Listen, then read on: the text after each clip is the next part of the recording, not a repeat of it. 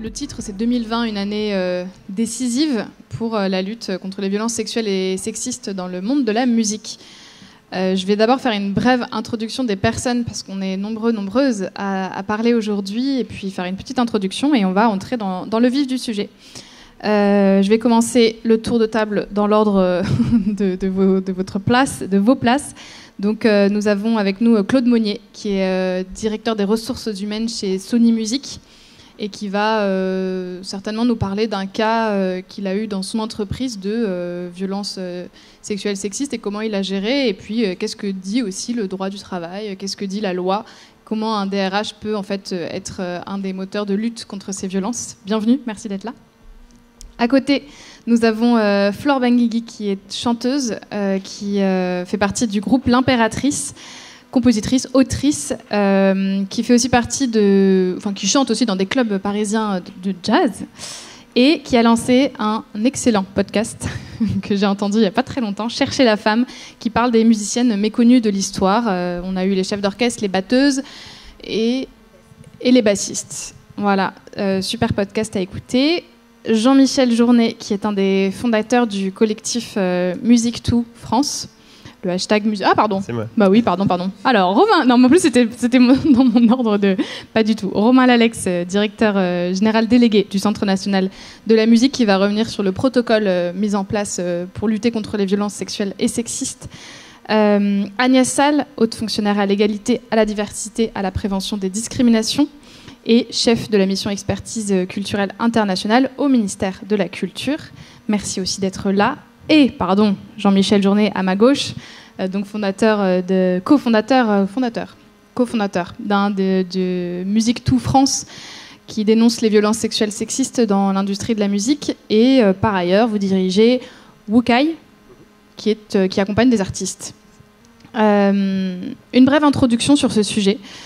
Qui me tient particulièrement à cœur. 2020, ça a été une année de silence dans le monde de la musique. Les salles étaient fermées, les musiciens et musiciennes ne pouvaient pas jouer. On a eu un vrai silence. Et en parallèle, paradoxe, on a eu une libération de la parole, enfin, après le mouvement MeToo, plusieurs années après le mouvement MeToo. Il y a plein de choses qui expliquent que la musique s'est réveillée un petit peu tard pour enfin exprimer sa colère contre les violences sexuelles et sexistes dans le milieu. C'est plus difficile parfois d'avoir des figures qui portent ce mouvement, comme on a pu avoir des actrices internationales reconnues qui l'ont porté. C'est aussi c'est une prise de parole qui est difficile. Et maintenant, ce qu'il faut se demander, c'est qu'est-ce qu'on fait de cette parole? Parce qu'on sait, notamment, je sais pas, moi je pense à Paytanote, qui est un site qui recense toutes les réflexions sexistes que l'on peut entendre dans l'univers de la musique, qui fait un travail depuis plusieurs années maintenant et qui recense toutes ces réflexions qui existent, toutes ces problématiques. En fait, la parole, elle s'est libérée depuis longtemps. Maintenant, il faut l'entendre et puis surtout, il faut agir. Qu'est-ce qu'on peut faire aujourd'hui pour agir contre ces violences sexuelles et sexistes qui sont très présentes dans le monde de la musique classique? On a eu aussi récemment quelque chose qui a fait ressortir dans le monde de la musique classique une parole jusque-là vraiment étouffée ou très peu entendue. C'est Chloé Briot, chanteuse lyrique, qui a dénoncé une agression sexuelle qu'elle a subie sur scène. Et on a vu aussi, elle a dénoncé au passage le manque de soutien qu'elle a pu recevoir et le manque de prise en compte de sa parole dans ce milieu-là, et de qu'est-ce qui aurait pu être fait en fait par rapport à cette parole-là. Donc aujourd'hui, l'État, le ministère de la Culture, avec Roselyne Bachelot en introduction, qui a fait une vidéo qui expliquait sa volonté de lutter contre les violences sexuelles et sexistes. Le travail mené aussi par Agnès Salle, on va en parler. Le CNM qui s'engage sur cette question-là. On a vraiment un soutien costaud de l'État, de différentes institutions, et il faut qu'on arrive à transformer cette parole et cette libération de la parole en acte, en action, pour qu'il y ait une lutte efficace, effective, et que ce ne soit plus forcément aussi une lutte de les violences se passent, qu'est-ce qu'on fait pour après, mais il faut prévenir ces violences, il faut plus qu'elles arrivent, et qu'est-ce qu'on peut faire aujourd'hui pour ça. Je vais commencer, après cette introduction, à demander à Flore, qui a pris cette parole en tant que chanteuse, pour témoigner, mais pour dire aussi au nom des autres personnes, aux autres femmes qui n'osaient pas parler, qu'il y a un problème dans l'industrie de la musique. Pourquoi avoir choisi de prendre parole et quels ont été les effets de cette prise de parole? Alors, est-ce que ça fonctionne? Oui. Je ne sais pas, on m'entend? J'ai pas l'impression. Ah oui, c'est mieux. J'ai l'habitude qu'on m'entende jamais en tant que chanteuse. J'ai pris la parole, oui, effectivement, en décembre dernier. En fait, pour le dire rapidement, l'élément déclencheur, ça a été l'affaire Spleen, dont vous avez peut-être entendu parler, alors qu'il y a une affaire encore en cours. Donc je ne sais pas si je peux en dire beaucoup, mais en tout cas, c'est un producteur qui a utilisé, disons, un processus de prédation un peu particulier, surtout auprès de jeunes filles, jeunes chanteuses, beaucoup en fait, jeunes actrices aussi, sous couvert de faire des séances studio en fait chez lui à des heures tardives. Et en fait, s'en sont suivis des agressions sexuelles, des viols, du harcèlement, etc. Et en fait, c'est une affaire qui m'a beaucoup touchée parce que moi, j'ai été confrontée à cet homme aussi. J'ai eu beaucoup de chance parce que moi, disons que j'ai été embarquée dans le même processus, mais j'ai réussi à m'arrêter avant. Mais cette affaire qui est sortie, donc c'était Music2 et Néon qui avaient sorti cette affaire à l'automne donc 2020. Et ça a eu un écho assez violent, disons, en moi. Et je me suis dit que, en fait, j'avais eu beaucoup de chance, mais du coup, c'était pas une raison pour me taire. Et que justement, c'était peut-être une raison supplémentaire pour prendre la parole. Et j'ai pris la parole sur les réseaux sociaux uniquement à ce moment-là. Et en fait, j'ai reçu énormément de messages, de témoignages et surtout de remerciements de la part de victimes, en fait, qui n'osaient pas prendre la parole. De victimes de cet homme-là, en l'occurrence. Et en fait, ça m'a encore plus poussée à prendre la parole et à m'investir parce que c'est vrai que c'est quelque chose, avant qu'il y ait cet élément déclencheur, dont j'avais conscience, mais j'avais l'impression d'avoir été épargnée. Parce qu'aujourd'hui, je suis dans un environnement très sécurisé. Je travaille avec des gens qui sont extrêmement bienveillants avec moi et j'ai jamais ce genre de problème. Disons, je n'ai plus ce genre de problème, hormis le sexisme ordinaire et quotidien dont nous sommes toutes victimes. Mais en fait, mes expériences passées de jeunes chanteuses qui débutent dans ce milieu, je les avais complètement occultées et je considérais ça comme des éléments presque nécessaires, presque traditionnels dans une carrière de chanteuse. Et du coup, suite à ça, j'ai voulu parler. J'ai été contactée par un journaliste de C'est à vous pour faire un témoignage qui n'était pas anonyme, vraiment en face caméra. Alors, je nommais pas la personne contre qui j'ai témoigné, mais voilà, l'idée c'était de raconter mon histoire et pour essayer de libérer la parole.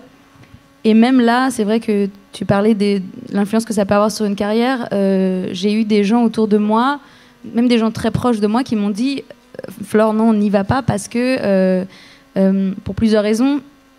Déjà, évidemment, il y a encore le syndrome de l'imposteur dont on parlait tout à l'heure. Je pense que ça peut être la journée de la légitimité aussi des femmes aujourd'hui, parce que je pense qu'on va en parler beaucoup.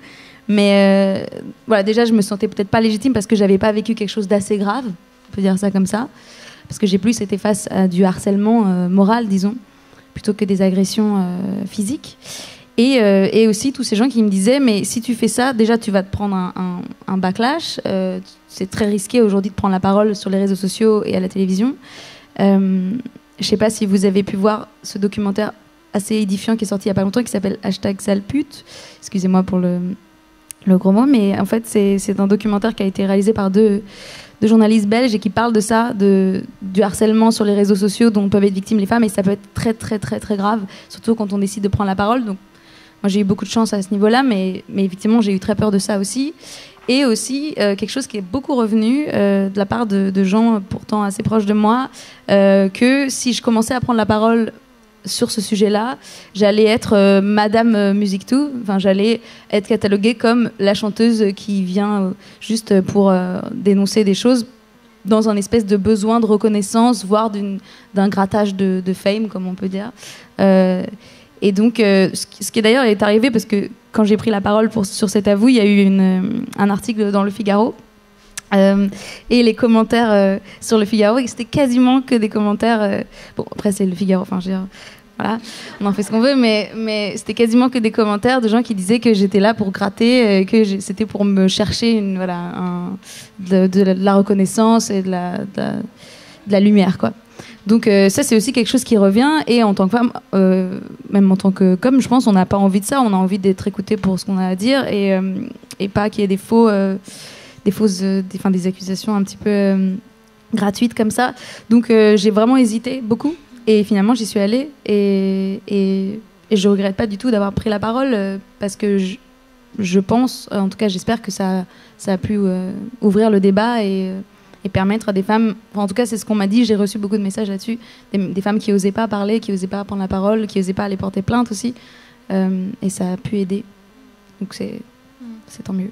Ça revient souvent, cet imaginaire complètement absurde de prendre la parole sur des faits aussi graves que les violences sexuelles et sexistes, qui soient une sorte de levier dans notre vie, alors qu'en fait souvent c'est très très violent ce qu'on prend en retour, parce que là, je pense que tu as eu de la chance, tu as eu du soutien, mais j'imagine que tu as eu aussi plein de commentaires quand même bien négatifs qui sont assez durs après avoir déjà passé une étape, franchi une étape de parler, ce qui est déjà hyper dur. Souvent, il y a une vraie violence et puis ensuite, on peut être catégorisé, on peut être minimisé, on peut être perçu, avoir une étiquette et tout, donc c'est jamais facile. Donc c'est quand même assez fou que cet argument continue de ressortir. D'où l'importance aussi parfois de l'anonymat, notamment sur les réseaux sociaux et sur les témoignages. C'est... en tout cas, une des valeurs du hashtag MusicToo, c'est-à-dire de recueillir des témoignages de manière anonyme, de ne pas lâcher de noms avant que des enquêtes faites par des journalistes ou autres soient mises en place. Pourquoi ce collectif a été créé? Et je voudrais juste rappeler qu'il n'y a pas que MusicToo, il y a aussi Change de disque, qui a été créé par Émilie Gonod, qui est aussi un vrai... Voilà, il y a un impact sur les réseaux sociaux avec Change de disque pour la lutte contre les violences sexuelles sexistes. Je pense aussi à Diva Info, qui est aussi pareil sur les réseaux sociaux très actifs. Il y a Paytanote dont j'ai parlé tout à l'heure. Il y a quand même pas mal d'initiatives. MusicToo, il y a eu des enquêtes qui sont sorties après. Peut-être parler un tout petit peu de cet anonymat, pourquoi c'est important et qu'est-ce qui en découle ensuite de ces enquêtes.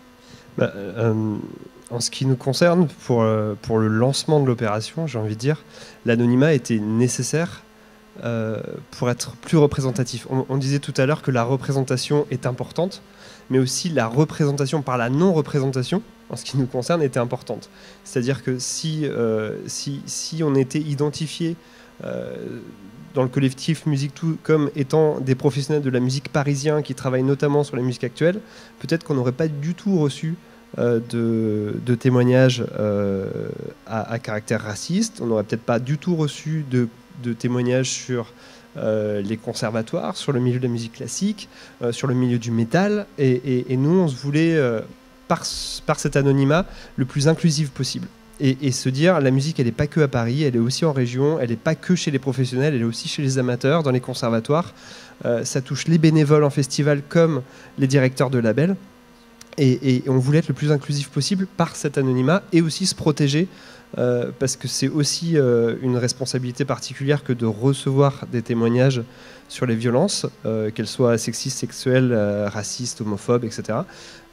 Et on ne voulait pas être forcément pris à partie ou devenir des icônes ou des réceptacles individuels à certaines histoires.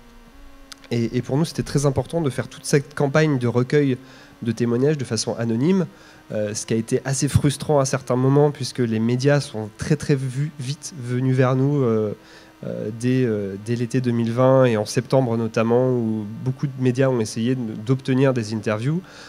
Et notre but était vraiment de recueillir la parole des victimes et pas nous d'aller nous exprimer dans les médias. Il y a des personnes comme Flore qui l'ont très bien fait. Je pense aussi... à ce qui s'est passé à la place de Rock en scène. Il y a eu une émission télévisée dans laquelle on a eu plusieurs artistes qui ont porté le badge MusicToo et qui ont montré qu'il se passait quelque chose au niveau de la profession. Et ensuite, l'anonymat, c'est aussi une façon, pour nous, c'était pour nous la clé de la prise de parole, puisqu'on sait très bien qu'en n'étant pas anonyme, soit on est obligé d'anonymiser le nom des agresseurs, soit on est aussi cible de représailles, de backlash, de silenciation ou de choses comme ça. Et donc pour nous, cette clé de l'anonymat, elle était importante des deux côtés. Et la clé aussi de ce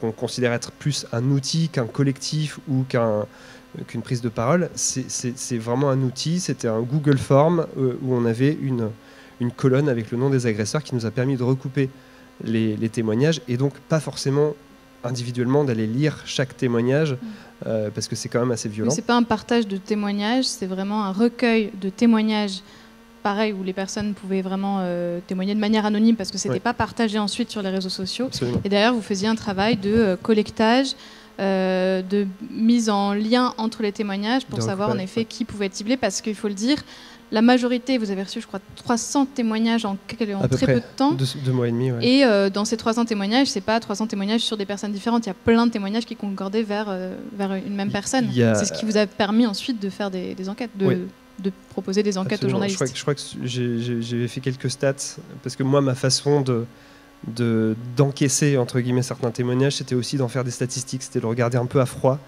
post-campagne. Et en effet, on a 10 agresseurs qui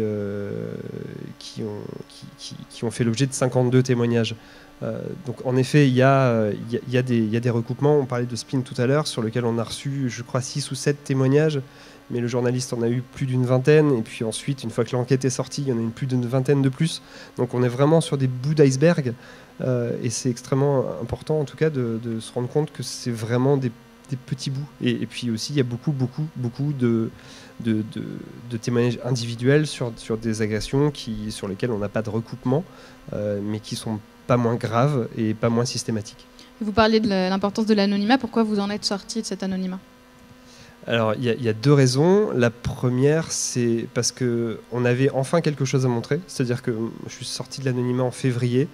Quand je dis vous, c'est à titre personnel. Là, c'est à titre personnel, ouais.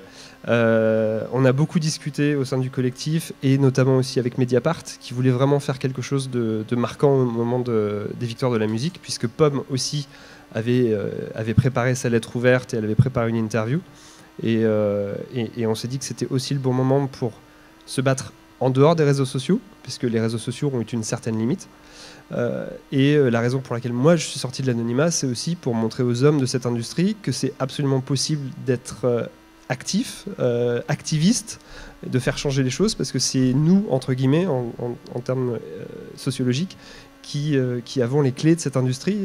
80% des directeurs dans cette industrie sont des hommes. Ils ont le pouvoir, ils ont l'argent, et ils ont de la capacité de faire changer les choses.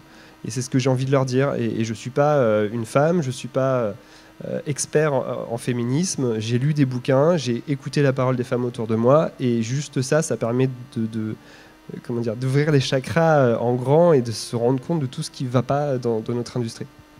Vous parliez de recevoir la parole, le témoignage, qui est quand même quelque chose de difficile. Donc je vais me tourner vers un directeur des ressources humaines qui a eu en effet une affaire où il a reçu un témoignage. Comment on fait pour se protéger ? Comment on met en action des processus de lutte contre les violences sexuelles et sexistes quand on reçoit un témoignage d'une violence sexuelle sexiste ? Alors, il n'y a pas de protection pour la fonction RH, et je pense que ce n'est pas la priorité. La priorité, c'est de protéger la personne qui vient vous parler, parce qu'elle risque des représailles. Alors, des représailles au sein d'une entreprise, ce n'est pas sur les réseaux sociaux forcément, ou ce n'est pas via l'anonymat, c'est que la perception que peut avoir le corps social de quelqu'un qui vient dénoncer des faits de cette nature-là, c'est que le corps social peut rejeter la personne qui relate les faits. Et vous pouvez trouver même un clivage dans une entreprise entre le choix du camp de la victime et le choix du camp du présumé agresseur. Et il faut essayer de protéger avant tout la personne qui a le courage de parler. Ça passe par de l'écoute active, lui permettre d'être écouté par plusieurs personnes. La fonction RH, dans ce cas-là, elle essaye de diluer les points de contact possibles. Donc nous avons formé plusieurs personnes qu'on appelle des référents, 2 femmes et un homme, là aussi pour essayer de pouvoir apporter une réponse plurielle aux possibilités de dialogue. On a formé ces personnes, et ensuite on a formé l'intégralité du corps social en entreprise.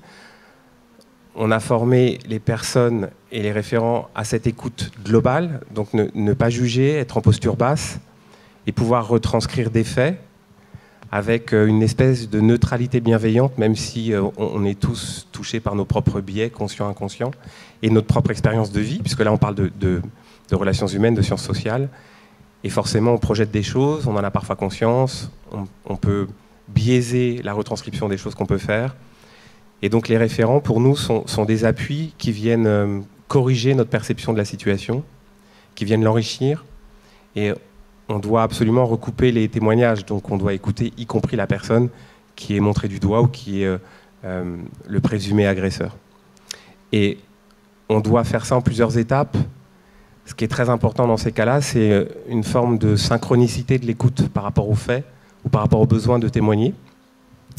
Or, la fonction RH, elle s'inscrit dans un temps parfois long, et le droit du travail sur ce sujet-là est un droit qui nous impose beaucoup de procédures, énormément de protocoles. Il peut y avoir une énorme frustration, voire une incompréhension, on peut être touché 2 fois dans son estime de soi, touché par les faits qu'on a subis en tant que femme, et touché aussi par le fait qu'on peut avoir l'impression que son employeur ou la fonction RH prend trop de temps, ou n'accorde pas assez d'importance, ou le temps qui s'écoule entre le moment du premier échange et une première action dans l'entreprise peut sembler tellement long. Donc nous, on essaye de réduire ce temps, d'avoir des premières explications pour dire pourquoi ça prend tant de temps quand on fait ça sur le terrain du juridique, puisque là on est sur le terrain du juridique et non pas de la prise de parole personnelle ou de la prise de parole collective, comme ça a été fait et très bien fait. Ça nous a d'ailleurs été très utile en tant qu'entreprise de pouvoir bénéficier de ces plateformes anonymes, puisque ça a permis à des gens de d'abord tester ce qu'elles pouvaient témoigner sur ces plateformes-là, et ensuite, avec beaucoup de courage, de venir dire à son entreprise « moi j'ai subi ça, j'ai vécu ça, etc. » On a formé l'ensemble de l'entreprise à ce que vous évoquiez tout à l'heure, étant la chose la plus importante, c'est la prévention, puisque en fait, quand quelqu'un vient témoigner d'une agression, c'est déjà trop tard. Ça veut dire qu'en tant qu'employeur, on a déjà échoué, et que la fonction RH a loupé quelque chose, parce que ça n'aurait pas dû arriver. Ça devrait être avant tout un lieu de sécurité, l'entreprise. On devrait se sentir dans sa boîte autant en sécurité qu'on est là aujourd'hui, avec des personnes qui nous protègent à l'extérieur, des gens qui font attention à voir si tout se passe bien. Si on fait cette image-là dans l'entreprise, quand on y vient pour y travailler, c'est qu'en tant que femme, on devrait être absolument respecté dans son identité professionnelle, mais aussi dans son identité de genre. Donc on a formé tout le monde avec Accordia, qui est un nom qu'on a déjà entendu tout à l'heure, puisque Accordia fait un énorme travail avec le CNM et le ministère.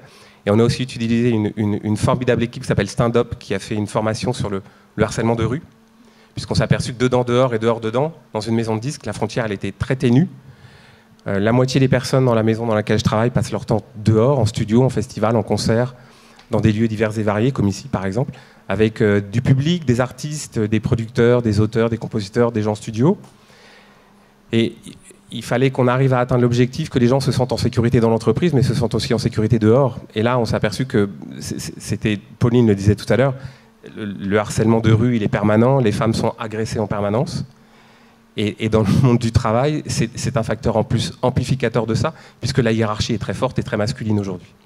Donc j'utilise pas le mot patriarcat, parce que vous l'avez défini tout à l'heure, et j'ai aucune acceptation recevable de ce mot. Il y a beaucoup de grammaire derrière le mot patriarcat.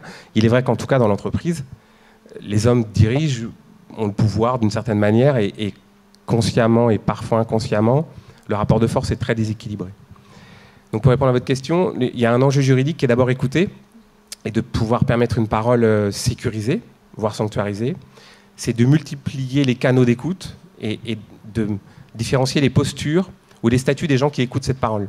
Bon, je parle à des référents, il existe aussi la médecine du travail, l'inspection du travail, les élus du personnel.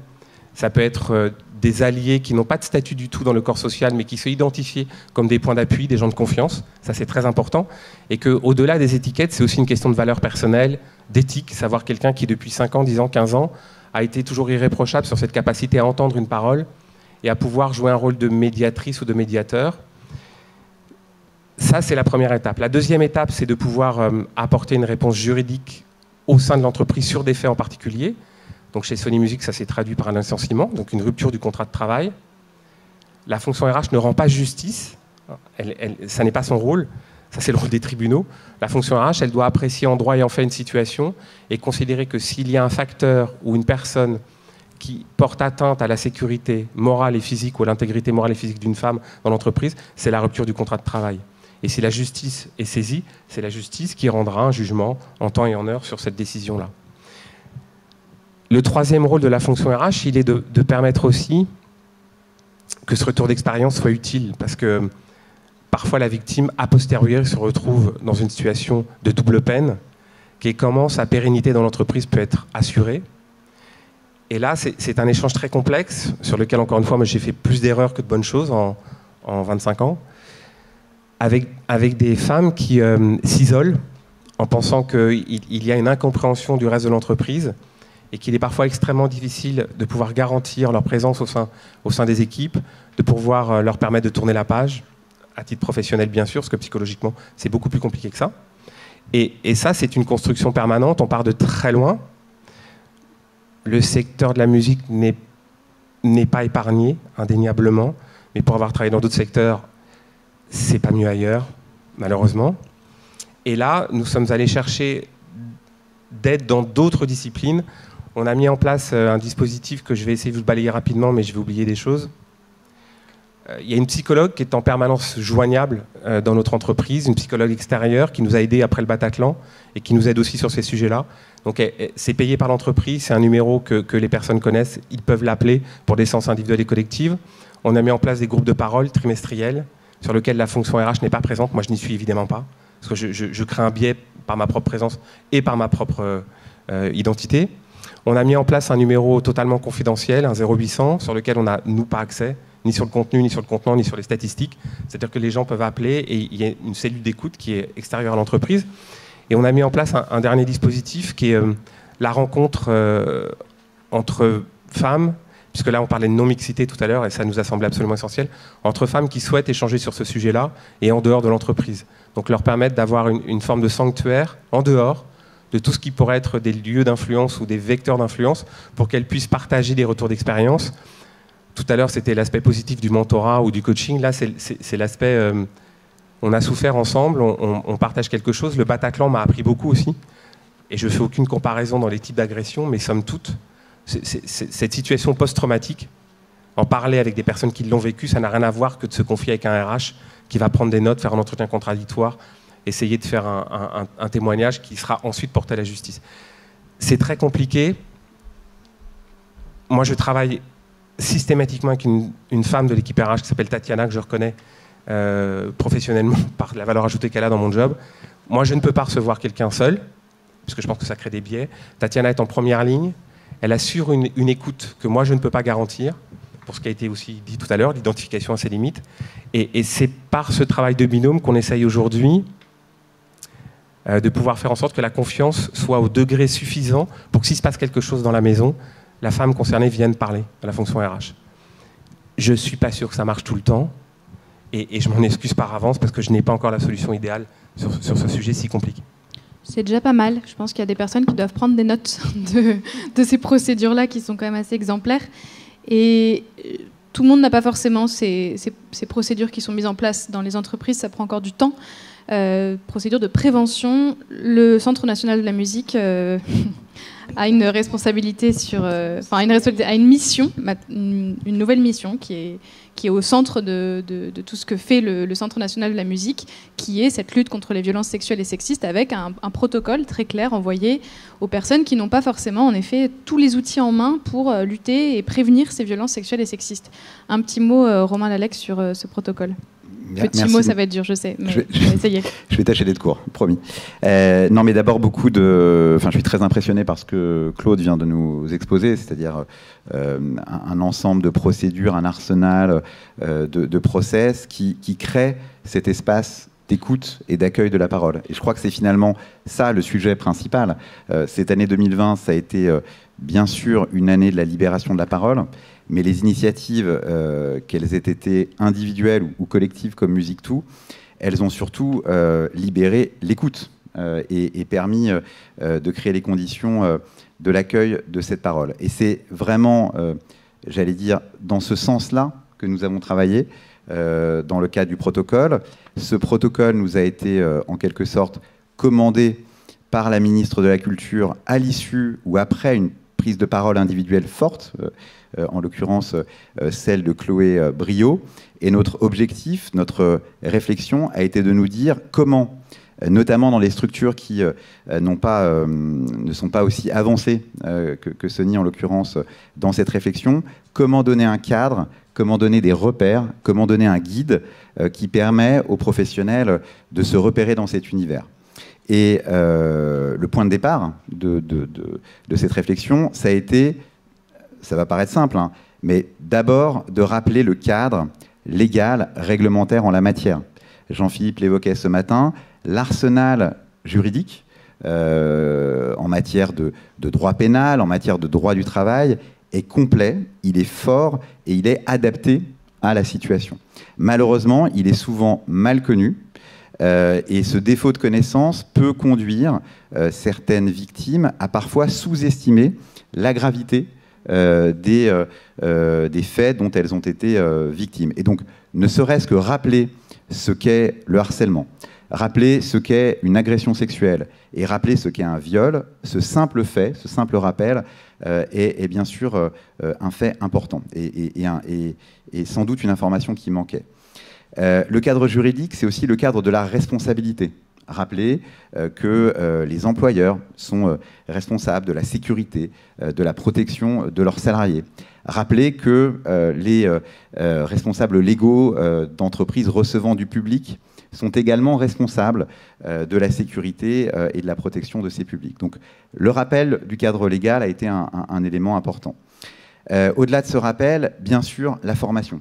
Et donc, ce protocole impose à ceux qui s'engagent à le suivre à mettre en place une formation au cours de cette année 2021 et avant la fin de l'année. Donc ça, c'est un élément important parce que pour comprendre comment percevoir ces sujets, comment les traiter, eh bien, il faut être formé, il faut pouvoir les identifier et il faut que les directions, les DRH, que les équipes des entreprises puissent être formées. Donc un point important sur la formation. La formation va de pair, bien sûr, avec l'information. Et donc, chaque entreprise doit faire ce travail d'information, de mise en ligne, de documentation, de désignation de référents. Ça, c'est un élément très important. Référents sur les problématiques d'égalité entre femmes et hommes, référents sur les problématiques de prévention des violences et dans certains cas de figure, notamment dans le champ du spectacle, lorsque l'exercice du métier met dans une situation de risque sur ces questions, et bien qu'un référent puisse accompagner les artistes, puisse accompagner les salariés dans cet exercice. Donc une mission d'information très importante. Bien sûr, une mission, ou en tout cas un axe de formalisation d'un process lorsque malheureusement le risque et lorsque on est passé du risque malheureusement à une situation de violence. Et donc pour chacun dans l'entreprise, pour chaque collaborateur, il soit très clair et que ce soit formellement écrit et que l'information soit disponible, de savoir qui je dois contacter, à qui je peux parler et comment je vais être protégé dans cet exercice de la confession et de l'échange. Donc un élément important. Et puis naturellement, un point qui pour nous était un point indispensable, le reporting. C'est-à-dire que ne pas se contenter de mettre en place des règles, mais mesurer si ces process, ces règles sont appliquées, si elles sont utiles, et avoir le retour des équipes sur leur caractère réellement opérant. Donc cet élément de reporting est important, et chaque entreprise qui s'engage à respecter le protocole doit au CNM un reporting annuel. Et je conclurai simplement en disant que naturellement on compte sur la bienveillance, l'engagement de chacun, mais malheureusement ça ne suffit pas. Et donc nous avons été dans une démarche extrêmement volontariste en la matière, puisque le respect du protocole est en fait une condition d'accès à nos aides. Aucune entreprise, aucun professionnel ne peut accéder aux aides du CNM s'il ne s'est engagé au préalable à respecter ce protocole. Ça, c'est un élément majeur, et cet élément s'accompagne également d'une forme de procédure de sanction. Si l'établissement a connaissance d'actes, de gestes qui sont de nature à enfreindre ce protocole, eh bien, nous pouvons tout simplement suspendre les aides, voire annuler les aides que nous versons aux professionnels. Donc voilà, un engagement fort et relativement coercitif pour pouvoir obtenir des résultats. Donc j'imagine que c'est d'ici quelques années qu'on pourra voir un peu ces résultats-là. Ah ben on espère que ce sera plus rapide que quelques années. C'est vraiment, et j'en conclurai là, l'égal accès des femmes et des hommes au métier de la musique, c'est dans l'ADN du Centre national de la musique. C'est une des 11 missions que le législateur nous a confiées. Et je dirais qu'en se saisissant de cette question, eh bien, tout simplement, on fait notre travail. Comment accéder de manière égale à des métiers si on n'a pas la garantie de les exercer en sécurité, si on n'a pas la garantie de les exercer sereinement. Donc voilà, on espère que ça mettra moins que quelques années pour porter ses fruits. On espère aussi. On a vu l'efficacité de certains mouvements sur les réseaux sociaux, de Musique2, Change de disque, Paye ta note, de toutes ces prises de conscience et parfois qui aboutissent à voilà, des hommes qui sont... la justice s'empare de certaines affaires et ça, voilà, c'est très concret. En termes de politique, Agnès Sall, je sais que ça fait depuis longtemps que vous portez, vous, cette lutte contre les violences sexuelles et sexistes dans la musique. Vous connaissez bien le sujet, vous avez déjà mis en place beaucoup de choses. Quelles sont les évolutions? Qu'est-ce qui manque? Est-ce qu'il y a des angles morts sur lesquels vous n'arrivez pas encore à avoir un réel impact? Alors, plusieurs points peut-être à rappeler. L'État peut beaucoup. Peut-être qu'il ne peut pas tout, mais il peut beaucoup. Et ça n'est pas nouveau. Simplement, la nouveauté, en tout cas celle que je constate depuis 3 ans et demi, 4 ans, c'est qu'il se rend compte de sa responsabilité majeure sur l'ensemble du champ de la prévention des discriminations au sens large, de l'égalité et de la prévention des violences et du harcèlement sexuel et sexiste. Et s'étant rendu compte non seulement de sa responsabilité, mais également des moyens à sa disposition pour l'exercer pleinement, cette responsabilité, l'État, et en l'occurrence, je ne parle que du domaine que je connais bien, qui est le milieu de la culture, de la communication, de l'audiovisuel, l'État, donc, et le ministère de la Culture, se sont progressivement, mais finalement assez vite, parce qu'à l'échelle d'un processus administratif, 3 ans, c'est court. Ça peut paraître long à certaines ou à certains, mais c'est quand même assez rapide. Donc, la structuration de l'action publique, finalement, c'est faite d'abord en prenant conscience et de manière aiguë, grâce à beaucoup de témoignages, évidemment tous ceux dont on a parlé tout à l'heure, mais également au sein même des structures relevant directement du ministère de la Culture, sans même aller voir, et on sait bien que ça n'est pas mieux ailleurs, dans les entreprises ce qui se passe, mais au sein des services du ministère, dans les établissements publics de ce ministère, dans les écoles d'art, écoles d'architecture, conservatoires nationaux supérieurs de musique et de danse, FEMIS, on supposait, mais on s'empressait très vite de l'oublier, que des faits de violence et de harcèlement sexuel et sexiste s'exerçaient. La grande nouveauté, ça a été la prise de conscience que cette parole allait enfin être entendue, grâce finalement à un portage politique fort dont on doit savoir gré à des ministres, en l'occurrence, je l'ai déjà mentionné ce matin, Françoise Nyssen, puis Franck Riester, aujourd'hui Roselyne Bachelot-Narquin, et à une action finalement qui s'est structurée. D'abord en mettant en place les instruments de la prise de conscience. On a par exemple lancé, il y a à peu près 1 an, dans les écoles, les 99 écoles relevant du ministère, une enquête de perception des violences et des harcèlements sexuels et sexistes. Parce que finalement, nous nous sommes dit que le dispositif de formation formidable que nous avons mis en place au bénéfice des agents du ministère et des élèves des écoles, fin 2019, c'est la société EGAE qui a remporté un marché interministériel et qui déroule un programme de formation formidable sur ces enjeux-là. Nous nous sommes dit finalement que pour convaincre de la nécessité absolue et urgente de s'inscrire aux formations, il fallait peut-être un électrochoc, notamment dans nos écoles, où disons que la capacité de déni est peut-être un peu seulement, mais un peu supérieure qu'ailleurs. Donc, cette enquête a été diffusée à l'ensemble des personnels et des élèves de nos écoles au printemps dernier, et elle a recueilli 10 000 réponses. 10 000, c'est beaucoup. On ne s'attendait pas à recevoir autant de témoignages, certes anonymes, certes sur la base simplement déclarative, mais ces témoignages ont alarmé gravement sur la situation dans nos écoles. Là aussi, c'est comme dans l'entreprise. On doit, à minima, comme vous le disiez très justement, au personnel, bien sûr, des écoles, qu'ils soient enseignants ou administratifs, mais aussi, et je dirais presque surtout, aux élèves, la protection maximale, la protection absolue. Déjà, ce sont des études exigeantes, difficiles, dont l'issue professionnelle n'est absolument pas assurée. On ne sait pas si on va un jour pouvoir vivre de sa passion, de son art. C'est donc déjà une prise de risque.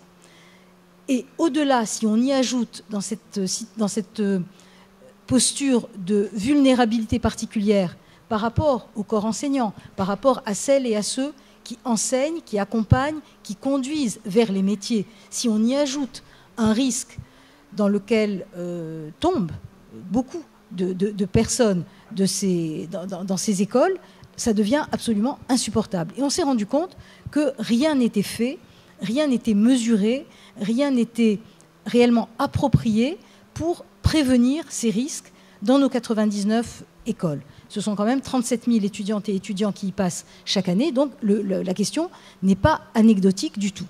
À partir de ce moment-là, on a déroulé tout un dispositif qui ressemble beaucoup à ce que Claude décrivait tout à l'heure, des référentes et des référents, un dispositif de signalement, une cellule externalisée d'écoute et de traitement, allodiscrime, allosexisme. Donc le panorama interne au ministère, c'est progressivement, mais finalement assez vite, mis en place. Donc immédiatement, la question qui s'est posée, ça a été de savoir comment étendre à la fois la prise de conscience et un diagnostic lucide et la capacité d'action à l'ensemble des politiques culturelles, puisque nous savions pertinemment, et tout ce qui s'est produit sur les réseaux sociaux et sur les dénonciations et les témoignages qui se sont propagés, nous savions pertinemment que la situation n'était absolument pas meilleure ailleurs.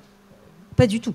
Donc nous avons commencé à travailler avec le CNC, Centre national du cinéma, dans le domaine à la fois du cinéma, de la production audiovisuelle, du jeu vidéo également, et nous avons, au rythme des assises de l'égalité dans le cinéma, encore des assises très efficaces, dont la première édition s'est tenue fin 2018.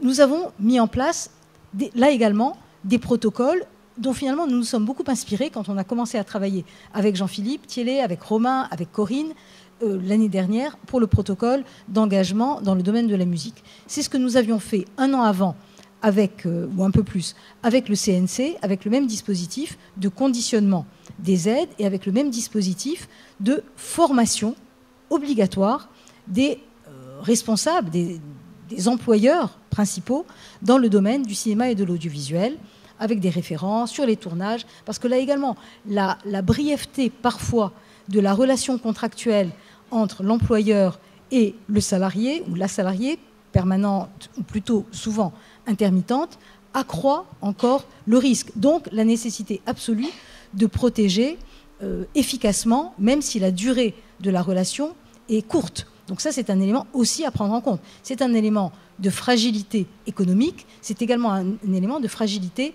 dans la relation humaine qui peut s'instaurer et dans la relation de dépendance inévitable qui se crée entre un employeur et une personne intermittente qui ne rêve que d'une chose, c'est de rester à son poste et d'être ensuite réemployé. Donc vous imaginez à quel point, vous êtes dedans, vous savez à quel point cette relation-là, peut-être davantage encore que dans d'autres secteurs économiques, plus stables peut-être, crée une dépendance et une fragilité particulière. Donc le CNC a mis en place tous ces dispositifs et donc à la demande de la ministre, mais également, et je dois le souligner, parce que nous avions très bien travaillé, et nous continuons de le faire, avec la FESAC, cette fédération des entreprises du spectacle vivant, de la musique, du cinéma, de l'audiovisuel, nous avions travaillé à un plan d'action égalité qui comportait tout un volet important sur la prévention des violences et du harcèlement sexuel et sexiste. Avec cette fédération, avec les organisations représentatives des personnels de ces secteurs, nous avions, et c'est également concomitant, tout s'est mis en place en parallèle finalement, nous avons décidé, et le ministère de la Culture a puissamment aidé puisqu'il a financé cette création, nous avons décidé de mettre en place une cellule, là également externalisée, composée à la fois d'avocats et d'avocates et de psychologues, dont l'accès est complètement libre et évidemment gratuit et confidentiel, permettant à toute personne travaillant dans ces secteurs professionnels d'émettre un témoignage, victime ou témoin d'ailleurs, et de recevoir un conseil, un accompagnement juridique et un accompagnement, un soutien psychologique. Et cette cellule est opérée par audience, que vous connaissez bien. Donc c'est un outil, vous me direz un outil de plus, oui, mais on a l'impression quand même que la multiplication, comme le disait Claude tout à l'heure, des canaux de saisine est plutôt un élément favorable, puisque ça diversifie les interlocuteurs et les interlocutrices capables d'aider. Et donc, avec le CNM, nous avons mis en place ce protocole qu'a très bien décrit Romain à l'instant. Et la bonne nouvelle, si je puis dire, c'est que la commande que nous avons proposée à la ministre et qu'elle a accepté de nous passer consiste maintenant à élargir et à amplifier cette action dans 3 domaines même supplémentaires, qui sont le secteur du livre. Et on a commencé à travailler formidablement avec le Centre national du livre et avec le Syndicat national de l'édition, également avec les représentants des auteurs et des autrices. Le deuxième domaine, ce sont les arts visuels.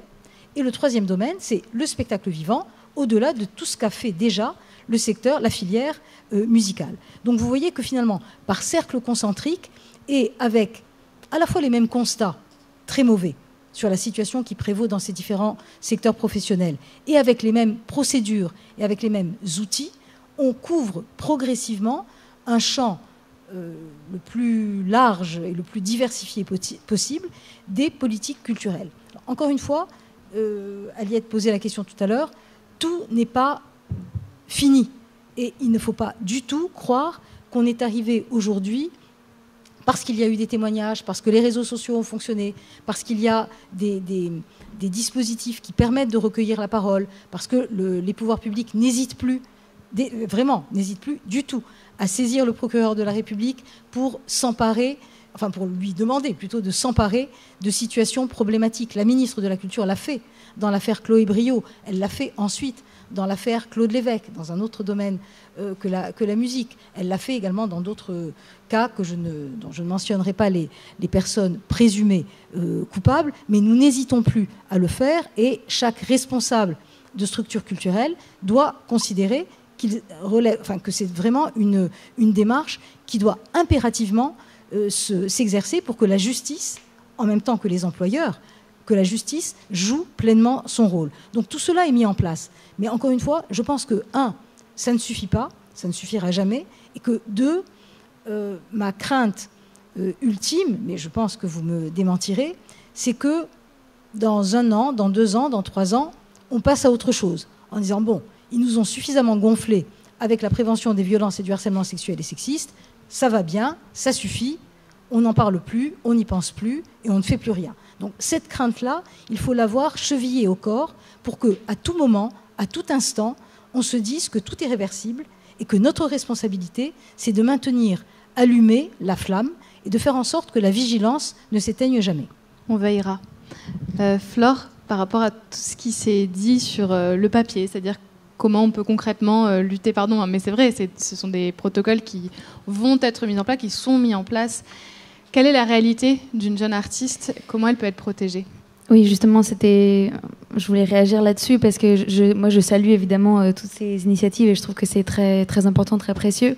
Après, je pense qu'il y a un véritable angle mort au niveau des artistes parce que dans la musique, les artistes, ça fonctionne malheureusement, ou peut-être heureusement aussi sur certains points, pas comme une entreprise. Et malheureusement, moi, j'ai pas de N+1 dans mon groupe. J'en ai pas besoin aujourd'hui, mais je pense que il y a tellement pas de structure, il y a tellement pas de. C'est un milieu artistique où tout est beaucoup à faire de rencontres et de sensations. C'est quelque chose qui se vit beaucoup la nuit aussi, dans des endroits qui sont pas forcément très sécurisés. Et c'est vrai que mettre en place ce genre d'initiative au sein de vraiment des artistes dans notre vie de tous les jours, en tant que groupe, en tant qu'artiste solo, etc. C'est un peu, ça me paraît presque absurde. C'est très difficile. Donc je pense que il faut trouver des leviers qui puissent fonctionner dans ce cadre-là, et c'est pas facile. Et c'est là où je salue vraiment l'initiative de Émilie Gonod et Lola Levent dans Change de disque, parce que dans Change de disque, on fait des réunions. Il y a un parcours évidemment pour les professionnels de la musique et il y a un parcours pour les artistes. Et on fait des réunions tous les mois où on parle de tous les problèmes en fait qu'une femme peut rencontrer dans sa carrière, mais depuis le conservatoire jusqu'à gérer son image en tant qu'artiste solo ou en tant que groupe. Et on se rend compte de la quantité de problèmes, et la diversité aussi, parce que chaque parcours est différent, et de l'impossibilité aussi à mettre des cadres et du coup à placer des limites en fait. C'est ça le problème, c'est qu'il n'y a pas de limite dans ce parcours-là. Et Change de disque essaye vraiment de trouver des leviers, proposer des solutions pour chaque problème et de les lister. On fait un document écrit qui sera publié quand il sera terminé, mais ça fait des mois qu'on est dessus déjà et c'est un travail très très très long.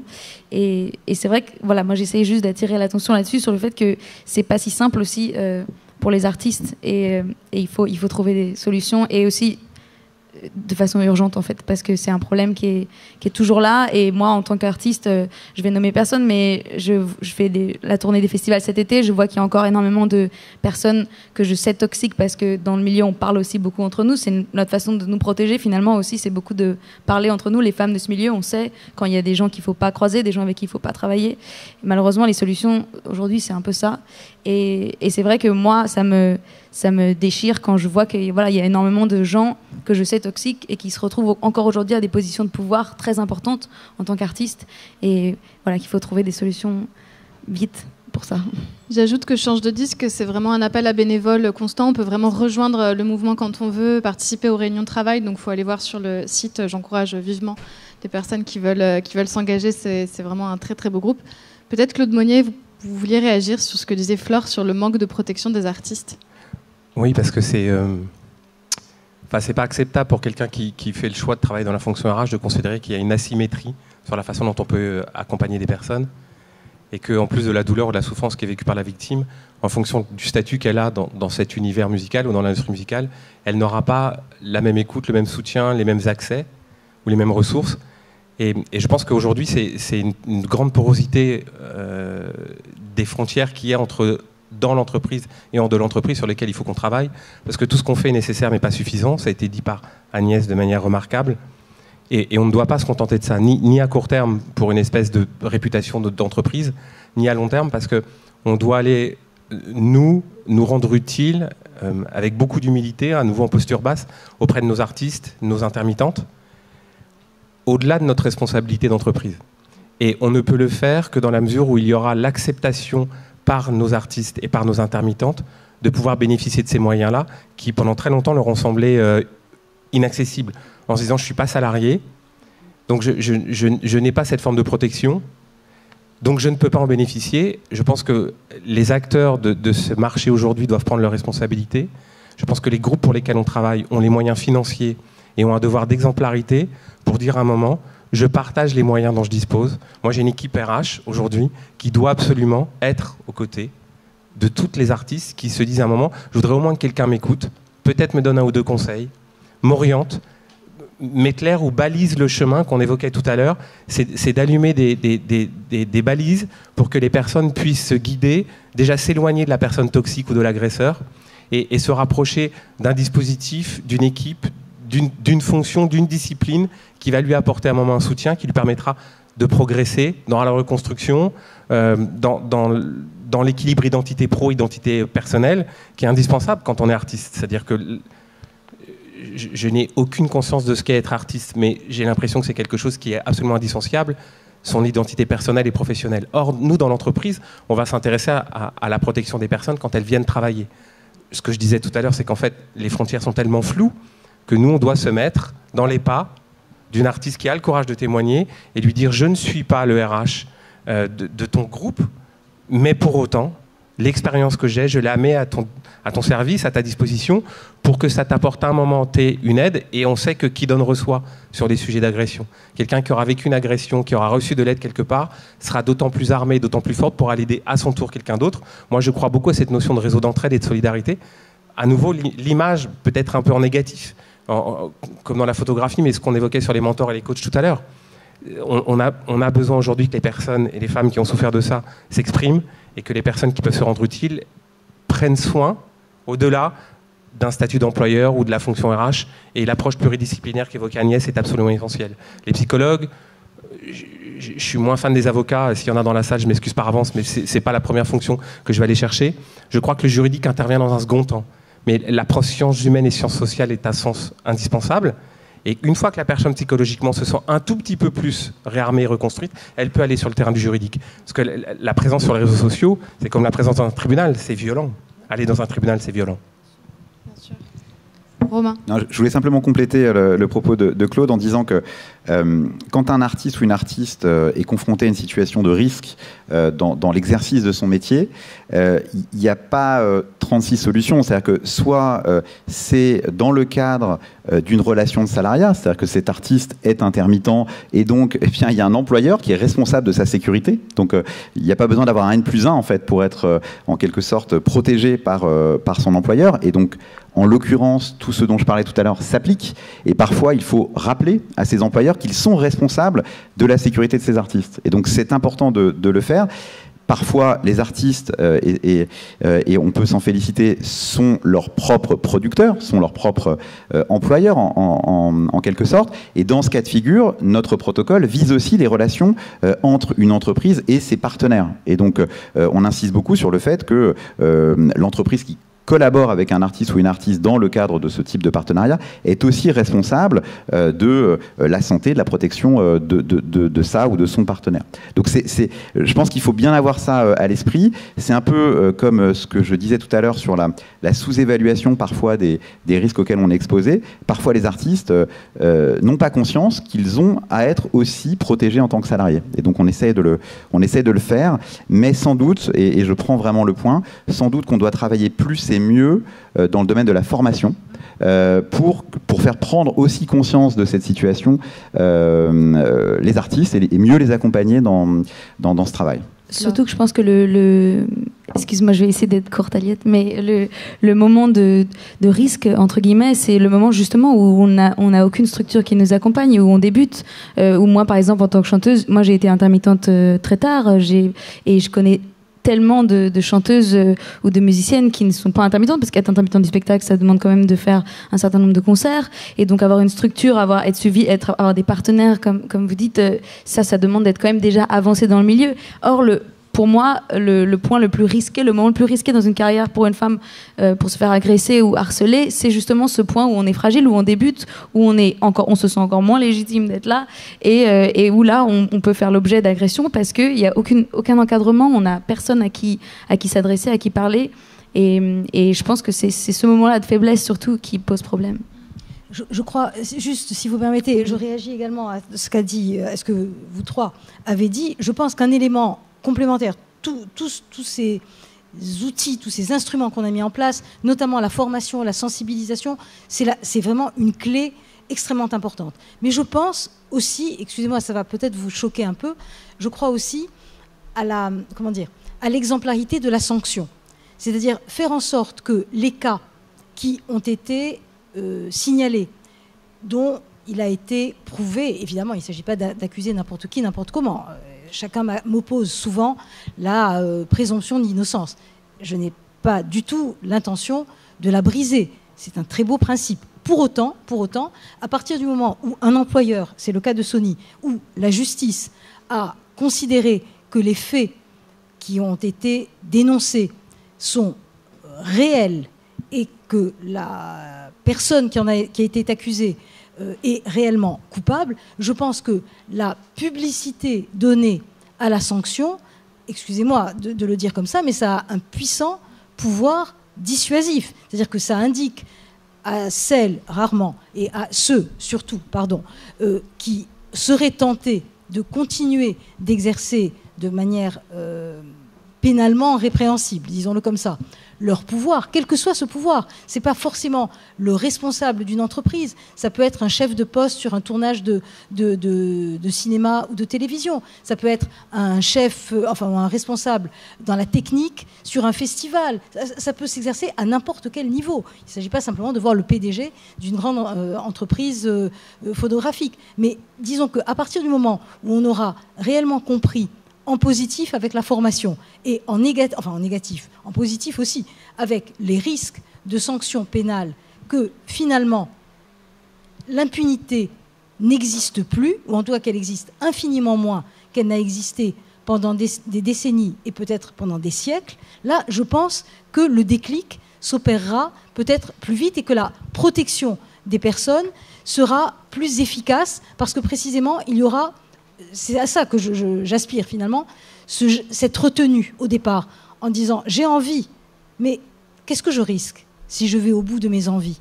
C'est ça finalement, et je pense que ça ne va peut-être pas se déclencher tout de suite. Mais pour autant, je pense que tout ce que nous sommes en train de mettre en place et d'expliquer et de dire inlassablement, il faut que ça diffuse. Il faut que le plus largement possible, le plus grand nombre possible de personnes le sachent et s'en imprègnent. Tolérance zéro. Des questions?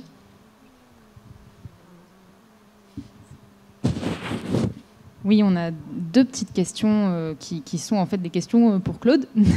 donc je vais lire les questions directement. Claude, vous avez évoqué le fait que la fonction RH n'était pas la justice. La question est la suivante. Donc, le tribunal des prud'hommes est une juridiction de compromis. Est-ce que votre entreprise va jusqu'au bout? Ou est-ce que vous pouvez transiger avec un agresseur pour terminer une affaire? Question. Tant que je serai le DRH de cette boîte, c'est hors de question. Voilà. Ça a le mérite d'être très clair et je pense que c'était bien qu'on pose la question, mais que elle est très légitime cette question, parce que les prud'hommes, c'est un tribunal, ce sont des magistrats civils, fonction que j'ai occupée pendant 4 ans. Et sont donc des gens issus de la fonction RH qui viennent soit de l'entreprise, soit du collège salarié pour rendre justice en droit et en fait par rapport au code du travail.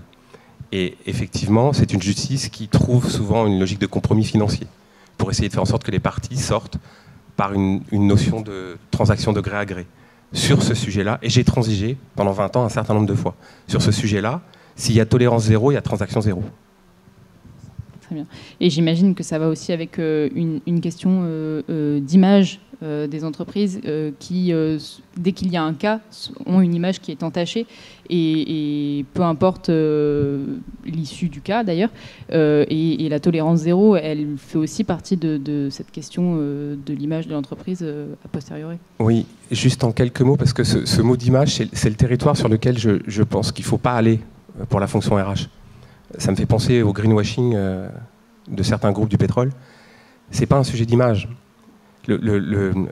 L'accord moral ou l'exécution loyale du contrat de travail, c'est qu'on garantit l'intégrité physique et morale des personnes qui viennent travailler. Et dans une industrie où il y a une forme de précarité pour nos artistes et nos intermittentes, qui a une forme de déséquilibre et d'asymétrie entre le genre masculin et le genre féminin à l'intérieur du corps social, on ne peut pas réfléchir en termes d'image, on doit réfléchir en termes d'éthique. Et comme un poisson pourrit toujours par la tête, je pense qu'il est très important de s'assurer que les gens qui dirigent ces entreprises, et en l'occurrence ça a été dit, je le redis, des hommes blancs en général de plus de 50 ans, soient parfaitement au clair des risques qu'ils encourent, qu'ils soient agresseurs directs ou qui ferment les yeux, et qu'ils soient parfaitement au courant de l'importance que ça revêt pour toutes les femmes qui travaillent dans ces entreprises-là. Et ce n'est pas une question de performance. Ce matin, ça a été évoqué, l'étude de Ernst & Young qui dit plus on met des femmes dans un codir, plus la boîte est performante. Permettez-moi de vous dire, je m'en fous autant de l'image de la boîte. Je m'en fous. Si une artiste vient travailler dans cette maison-là, ce n'est pas une question de performance ou une question d'image. C'est qu'en tant que femme, elle doit être intégralement respectée sans aucune autre concession sur aucun autre enjeu économique ou d'image. Ça n'est pas négociable. Ça n'est pas sur ce terrain-là que ça se joue. Merci. Et la deuxième question, c'était justement... oui. Merci beaucoup. Est-ce que on ne devrait pas lancer... On avait un panel précédemment sur le mentorat. Est-ce qu'un mentorat de RH ne serait pas légitime à exister aussi ? Oui, mais c'est une expression que je m'interdis d'utiliser, ou on a toujours fait comme ça avant. J'y vois énormément d'intérêt. En prenant 2 précautions. Je pense qu'il ne faut pas que ce soit un entre-soi de RH. Parce que moi, si je discute qu'avec des RH, c'est chiant. Et j'ai jamais la bonne solution. Parce que je ne suis ni une femme, ni une artiste, ni une intermittente. Donc déjà, je pars avec un sacré handicap. Et la deuxième des choses, c'est que c'est dans la... excusez-moi d'utiliser ces mots-là, mais c'est dans la diversité et l'inclusion de ce type de collectif qu'on trouvera des solutions. En s'assurant que, par exemple, toutes les compétences ici présentes sont là. Moi, je veux bien participer à ce groupe-là au moins une fois, mais j'y vais si Flore est là. Est-ce qu'il y a d'autres réactions sur ces questions ou est-ce qu'on n'a pas d'autres questions sur ce panel-là ? Ah. Oui, bien sûr. Je vais juste, pour les personnes qui suivent le panel sur les réseaux sociaux, je vais la redire ensuite au micro pour que tout le monde puisse en profiter. Mais si vous voulez vous lever et en parler fort à l'oral ou venir ici directement, on va essayer de nettoyer le micro entre-temps pour...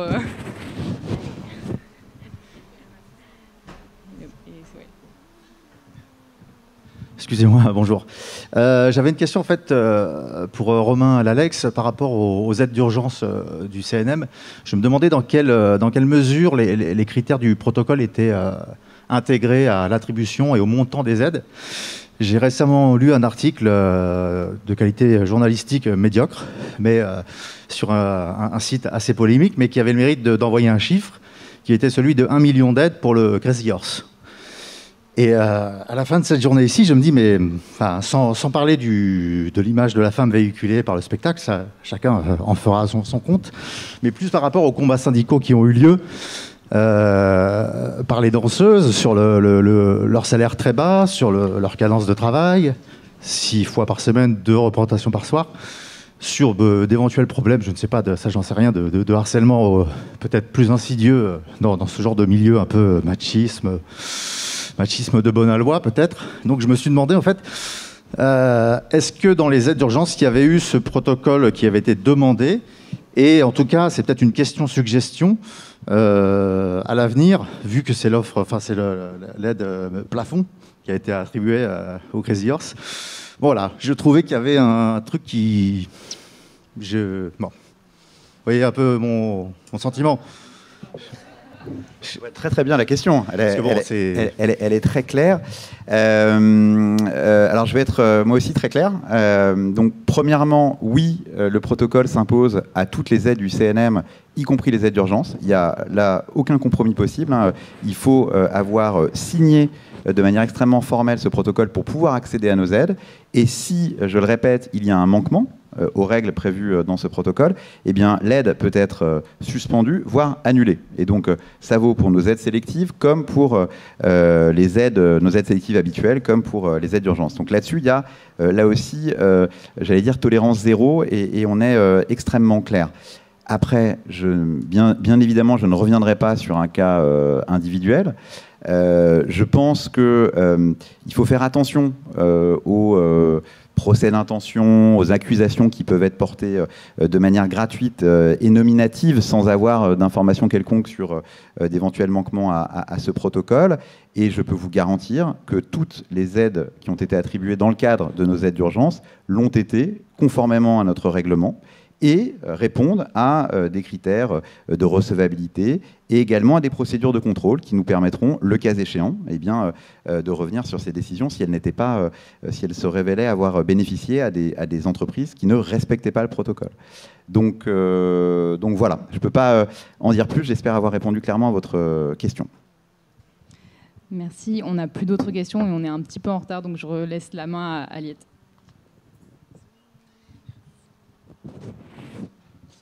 Merci infiniment. Je n'ai rien d'autre à dire que vous remercier pour toute cette parole. On pourrait encore parler, je pense, plusieurs heures comme d'habitude sur ce sujet, mais on a hâte de voir les effets aussi de ces protocoles mis en place, et voilà, on espère que ça va porter ses fruits et qu'on n'aura plus besoin de faire ces tables rondes dans quelques années. Merci infiniment. Merci.